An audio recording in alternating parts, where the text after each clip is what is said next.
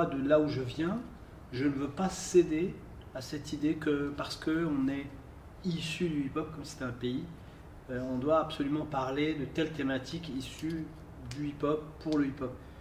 Je crois qu'il faut être honnête, il faut être comment dire, tranquille aussi avec sa conscience, et il faut parler de ce qui nous touche, de ce qui nous a touchés, de ce qui nous fait vibrer.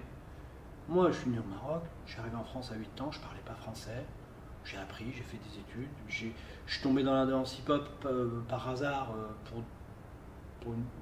allez, deux raisons. Un, à cause ou grâce à mes parents, parce que je ne pouvais pas sortir le soir, donc je ne pouvais pas danser le soir. Moi, je suis de Champagne-Ardenne, dans une petite ville, donc non, on dansait le samedi après-midi. Bon, on a appris le hip-hop grâce à Michael Jackson, grâce à toutes les années 90. Je suis arrivé à Paris pour des études, et puis ben, je me suis rendu compte que le hip-hop faisait partie de mon, comment dire, de mon parcours de gamin et d'ado, et qu'en même temps, je ne me reconnaissais pas nécessairement dans cette culture hip-hop américaine. Oui, parce que ça arrivait en France, oui, parce que c'est via les ondes, oui, parce que aussi, pardon, l'autre raison, c'était aussi parce que c'était gratuit. Bon, tout ça, ok. L'histoire du hip-hop dans un cadre dit social. Moi, j'ai fait des études en sciences sociales, j'ai étudié ça. Je connais un peu l'histoire du hip-hop, mais moi, en tant que Fouad Boussouf, né au Maroc, j'ai aussi autre chose à dire.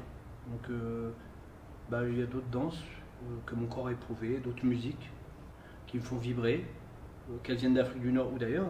J'ai pas de voilà. Mais après qu'on appelle un Thomas autre chose ou une coupole autre, c'est cette histoire de codification en fait. Pour moi, c'est un. Alors oui, c'est une culture. Oui, il y a des codes. Oui, il y a des verbes. Tout ça. Mais là, on est au plateau. Là, on parle du plateau et au plateau, ben, j'ai envie de raconter avec mes mots, au sens où avec ma danse. J'ai envie de le raconter avec mon vocabulaire.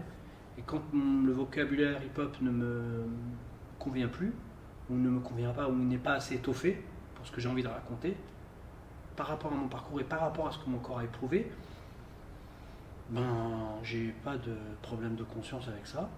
Et personne ne m'en voudra de toute façon. Et après, l'espèce de rivalité, je sais pas comment on peut appeler ça, des puristes ou de ceux qui veulent rendre si on parle de ça, hein, de rendre c'est compliqué parce que le débat n'est pas serein. Je dirais ça comme ça, un peu politiquement, sans faire de langue de bois, parce que c'est hautement politique aussi. La danse hip-hop, la culture hip-hop, c'est hautement politique. Donc, si on se réfère à l'art pur et dur, pour le coup, pour dire ça, quand on est au plateau, ben, on raconte avec nos mots, on raconte avec notre corps, on raconte avec notre histoire. Il n'y a pas de débat à avoir en fait. En m'intéressant à tout ça, j'ai compris pourquoi ces personnes de mon enfance écoutaient Mouketou, pourquoi tout le monde écoutait Mouketou, même, mais de manière continue. C'était incroyable, c'est quelque chose qui est... On a l'impression qu'il n'y a qu'une seule chanteuse en fait, et depuis les années 20. C'est ce qui est incroyable. Et par rapport au plateau, par rapport à la poésie, alors il y a du texte, oui. Il y a des. Alors je dis pas tout, hein, mais je dis quand même pas mal. Non, on récite des poèmes. Alors, bon, je donne un scoop. On récite des poèmes en arabe, en sachant que personne n'est arabophone dans l'équipe. Enfin, non, pardon, on a un danseur qui est arabophone, Nadim, qui est libanais, et les autres sont franco-français, enfin, d'origine X, mais n'ont pas la langue arabe comme background. Et on a réussi à réciter un poème du XIe siècle c'est une ode au présent, une ode à l'amour et à l'ivresse. Et donc déjà c'est une première chose. On a la musique live donc, qui ajoute aussi à la poésie quelque part par les instruments. Et il y a ce fantôme donc qui plane, qui justement voilà, ajoute une poésie sous-jacente au propos. Et après en termes de danse, c'est des références aux danses, alors de la danse traditionnelle, enfin allez, on va dire populaire pour préciser, du Liban, comme le dabke. Et il y a des références aussi à la danse orientale, via Nadim, qui est aussi danseur oriental, qui est danseur contemporain et danseur oriental. Donc ce sont des repères en fait pour pouvoir s'évader, j'ai envie de dire, mais voyager, sans pour autant que ce soit, comment dire, enfin, c'est extrêmement contemporain dans le sens où il y a l'écriture qui est derrière, avec des danseurs hip-hop, avec des danseurs contemporains, des danseurs, voilà, comme j'aime bien, c'est-à-dire qui viennent d'un peu partout. Et comment on arrive à faire émerger du plateau une époque, je sais pas, peut-être qu'on est dans les milieux de nuit, ou peut-être qu'on est en 1920, dans les années folles en Égypte. Voilà, on est dans une époque un peu intemporelle, et puis oui, forcément il y a la poésie. Forcément, en fait, c'est ce qui fait, c'est ce qui doit, à mon avis, relier les danseurs, la musique. Enfin, c'est ce qui émerge, c'est ce qui doit émerger, j'espère, comme je voudrais, au plateau. Il y a des thèmes de grandes chansons de Umm Kulthum, il y a des thèmes qui sont récurrents et qui, pour les connaisseurs, aux premières notes, on sait de quelle chanson il s'agit.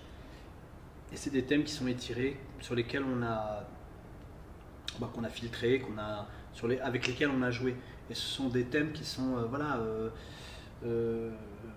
qui évoquent, voilà, déjà une certaine époque. En même temps, on est voilà, en 2020 et on a, voilà, filtré de telle façon à se sentir dans une soirée ici même, dans un lieu où voilà, il y a une rencontre de plusieurs cultures, je le vois comme ça, à un endroit donné, où voilà, chacun vient avec son background.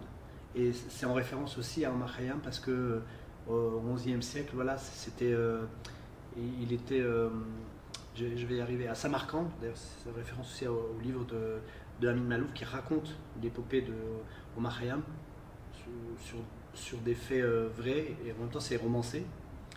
Et cette région du monde, en fait, en Ouzbékistan, c'était le lieu où tous les intellectuels savants de l'époque se rencontraient. Parce que c'était aussi le lieu, semble-t-il, où on faisait des livres.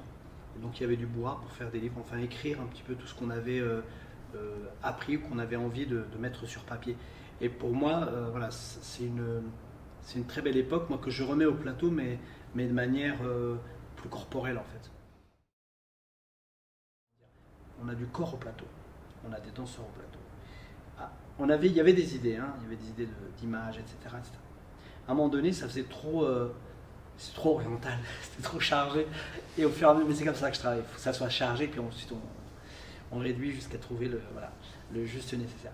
Non, il y a, en référence à Omar Khayyam, parce que ça vient de là aussi, il y a cette idée de suspension, de verticalité. Donc il y a des choses il y a des choses qui sont suspendues au plateau. C'est pas grand chose, hein. C'est on est encore en train de chercher 2, 3 ou une espèce de lampe, ampoule, enfin voilà, un luminaire très petit qui peut faire office d'étoile, d'astre, référence à l'astre de l'Orient, Umm Kulthum. Et aussi comment dire, au lointain, on a pareil, plusieurs petites lumières qui évoquent cette idée d'étoile, cette idée de constellation, de référence à Omar Khayyam, parce qu'il y a une constellation qui porte son nom. Cette idée de constellation, en tout cas, il y a une idée d'élévation, il y a une idée de hauteur, de suspension et de verticalité. Voilà, rapport à l'histoire de l'équilibre, rapport aussi à la balance, parce que Omar Khayyam a travaillé sur la notion de poids. Donc en danse, c'était la bienvenue.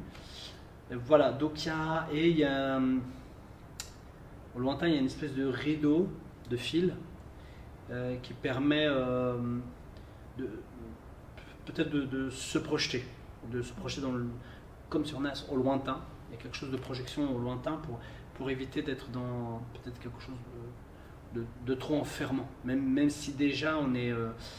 parce que c'est une pièce où si on est au plateau tout le temps, ça peut être un peu... voilà. Donc l'idée c'est d'ouvrir un peu avec ces histoires de fil, et en lumière, ça peut peut-être apporter un peu d'horizon, un peu de lointain, il y en a besoin. Donc on a du lointain et on a du vertical pour pouvoir faire respirer ce qui est très terrestre, parce qu'on a encore cette idée de percussion au sol, cette idée du groupe, cette idée d'émulation, cette idée de vibration corporelle et sonore. Donc, avis à tous les programmateurs, c'est pas lourd, hein, la scénographie, c'est pas lourd du tout. Il y a 2-3 suspensions, voilà, et puis et un tapis blanc. C'est c'est pour aussi comment dire, mettre en relief ces danseurs qui tapent du pied encore, qui sautent. Le blanc, ça fait aussi, enfin, ça nous donne un relief en fait, ça donne encore de la verticalité, voilà, une espèce de. Voilà.